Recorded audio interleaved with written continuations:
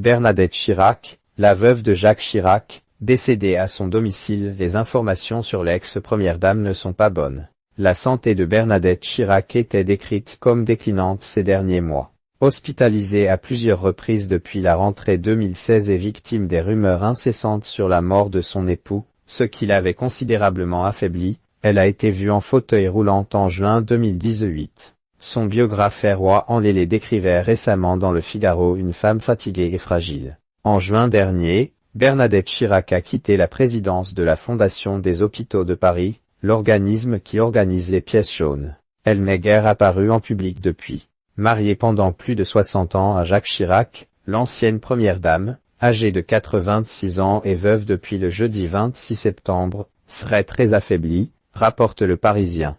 Bernadette Chirac, née Bernadette Chaudron de Courcelles en 1933, est profondément meurtrie par le décès de Jacques Chirac. Cette année, elle a aussi quitté une autre de ses fonctions au sein du conseil d'administration du groupe LVMH. Les proches de Bernadette Chirac l'entourent et la préservent. C'est pour cette raison qu'hier, seuls Emmanuel Macron et son épouse Brigitte ont été autorisés à se rendre à son domicile pour se recueillir sur la dépouille de Jacques Chirac. Une femme forte mais marquée par les épreuves. Bernadette Chirac se trouvait aux côtés de Jacques Chirac quand il est décédé, indique encore Le Parisien.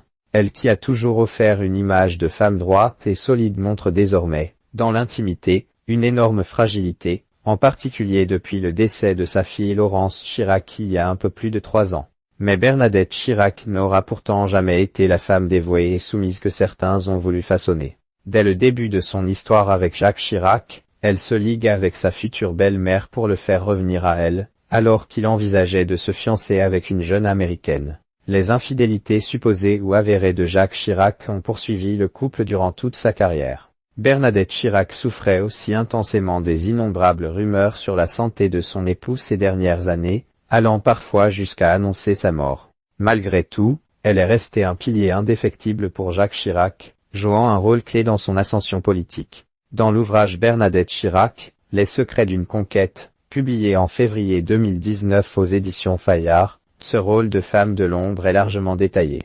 Une relation faite d'amour, de tension et de sacrifice, épouse de Jacques Chirac pendant plus de 60 ans, Bernadette Chirac a, par sa famille et sa fortune, contribué à l'ascension de son mari. Elle l'a épaulé à la mairie de Paris comme à l'Élysée.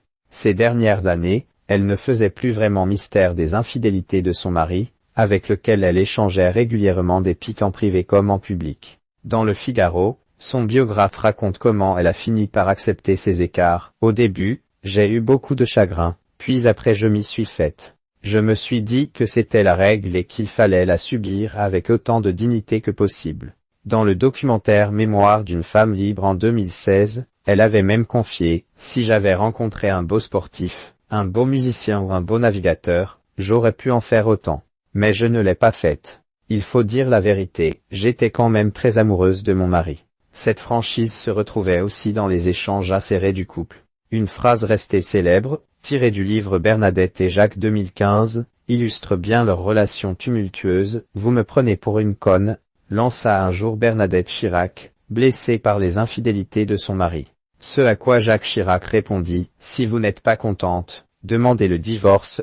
Des désaccords politiques et personnels au-delà des tensions conjugales, Bernadette Chirac a aussi eu des différends politiques avec son mari.